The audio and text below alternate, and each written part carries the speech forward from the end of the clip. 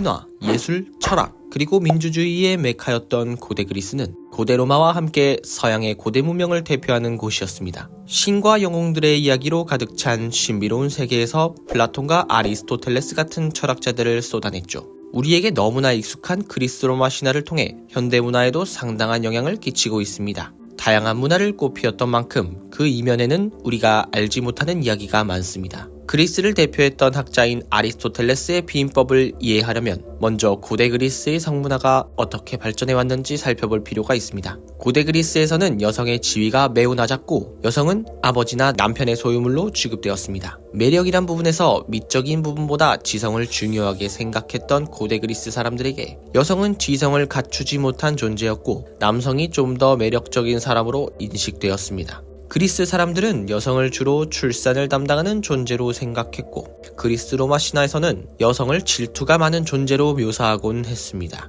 남성들은 주로 학문이나 정치 분야에서 활동하며 교류가 활발했기 때문에 지성이란 부분에서 남성이 남성에게 매력을 느끼게 되었고 겉보기에 아름답고 깨끗한 이미지를 가진 그리스는 동성애가 만연하는 곳이 되었습니다. 이게 좀 심각했던 게 다른 어떤 문명에서도 그리스만큼 동성애가 대놓고 활발했던 곳이 없었기 때문입니다. 일부 철학자들이 동성애를 진정한 사랑이라고 극찬할 정도로 고대 그리스에서 동성애는 일반적인 풍습에 가까웠습니다. 그리스인들이 동성애를 이상하게 여기지 않았다는 증거가 그리스 로마 신화에도 나타나 있습니다. 제우스가 사랑한 미소년 가니메데, 아폴론이 사랑한 미소년 히아킨토스 등 신들조차도 동성애를 했을 정도로 당시 그리스에서는 동성애가 보편적이었습니다. 그러나 그리스의 동성연애는 독특한 특징을 가지고 있었습니다. 당시 그리스의 동성 커플 사이에 성적 접촉이 있긴 했지만 그들은 육체적인 욕망에 집착하며 사는 것을 부정적으로 봤습니다. 이러한 그리스의 동성애는 주로 성인들이 소년을 교육하며 곁에서 사회적 진출을 도와주는 스승 제자의 관계로 나타났습니다. 이 관계를 그리스어로 페데라스티아라고 부르며 페데라스티아에서 나이든 남성을 에라스테스, 어린 미소년을 에로메노스라 칭했습니다. 에라스테스는 자신의 사회 경험과 인맥 그리고 필수적인 소양과 품위를 가르쳤고 에로메노스는 그 대가로 에라스테스의 연인 역할을 했습니다. 즉 고대 그리스에선 페데라스티아가 사회 진출의 한 방법이었던 셈입니다. 그러나 이러한 관계는 유통기한이 있었는데 소년이 나이가 들고 털과 수염이 나면 더 이상 페데라스티아 관계로 지낼 수 없었습니다. 에로메노스는 약 30세 정도의 여성과 결혼하여 가정을 꾸려야만 했습니다. 제 아무리 동성애에 관대한 고대 그리스라도 결혼과 부부관계는 남녀 사이에서 이루어지는 것이라 믿었기 때문이죠. 그리스 철학의 황금기는 주로 소크라테스, 플라톤, 아리스토텔레스로 이어지는 3대 철학자들이 활동한 시기를 말합니다. 아리스토텔레스의 아버지는 마케도니아 왕실의 의사였습니다.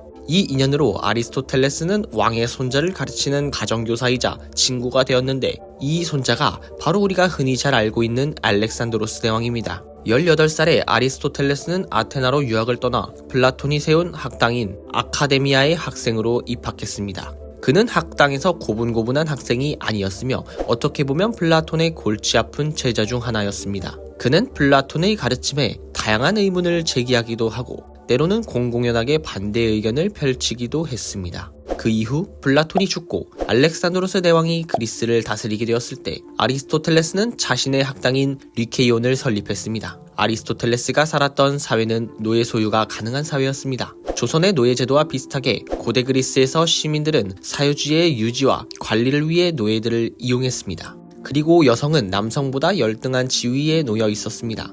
플라톤은 남성과 여성이 본질적으로 평등하다고 보고 이상적인 국가 시스템을 구상하면서 군인을 제외한 모든 정치적 지위가 여성에게 개방되어야 한다고 주장했습니다. 그러나 아리스토텔레스는 당시의 관습적인 사고를 버리지 않고 여성이 남성보다 열등하다고 생각했습니다. 일부 현대인들은 그를 남성 우월주의자라 부르기도 합니다. 실제로 그는 정치학에서 남성이 본성적으로 여성보다 우월하다고 말하며 또한 여성은 남성과 마찬가지로 영혼의 숫고 부분을 가지긴 하지만 권위가 없다고 말했습니다. 그리고 남성만이 새로운 생명의 창조자이며 남성의 정자는 영혼을 가진 생명체다. 여성이라는 기관은 오로지 새로운 생명 출현을 위해 존재한다 라는 생각을 기반으로 철학자이자 자연과학자였던 아리스토텔레스는 생물학적으로 남성이 여성보다 우월하다는 사고를 확립했습니다. 아리스토텔레스는 이러한 생각을 바탕으로 그의 저서 동물지에서 피임 방법을 제시하고 있습니다. 그는 삼나무의 기름이나 납성분이 든 연고를 자궁에 바르거나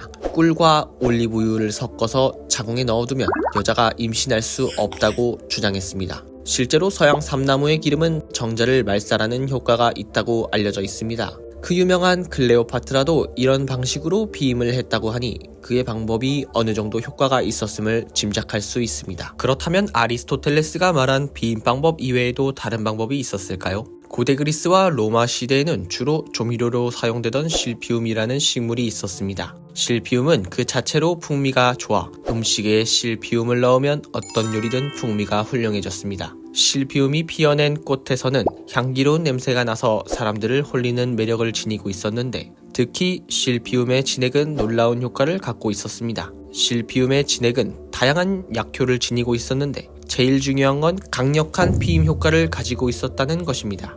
이런 다양한 효과로 실피움은 동전에 새겨지기도 하고 노래로 찬양받기도 했습니다. 그러나 사람들이 닥치는 대로 실피움을 채집하러 다니는 바람에 금방 멸종되었습니다. 당시 통념상 결혼의 주된 목적은 자녀의 출산이었기 때문에 사실 실피움과 같은 피임약의 사용은 고대 세계에서 매우 제한적이었습니다. 대부분의 여성은 보통 약 2년 동안 아이에게 모유 수유를 했고 그 기간에는 성교를 피해야 했기 때문에 피임약이 필요하지 않았습니다. 그러나 생식 능력을 철저하게 제한하고자 하는 여성도 있었습니다. 특히 매춘부나 미혼 여성은 자녀를 낳아 키우는 것이 부담스러웠기 때문에 어떤 방법을 동원해서든 임신을 피하고자 했습니다. 하지만 이렇게 임신을 피하고자 하는 건 귀족도 마찬가지였습니다. 의외로 귀족 가문에서도 한두 명의 자식만 낳아 자신의 부를 유지하고 권위를 세습하고자 했습니다. 어떻게 보면 현대의 모습과 별반 다를 게 없이 느껴지는 건 기분 탓일까요?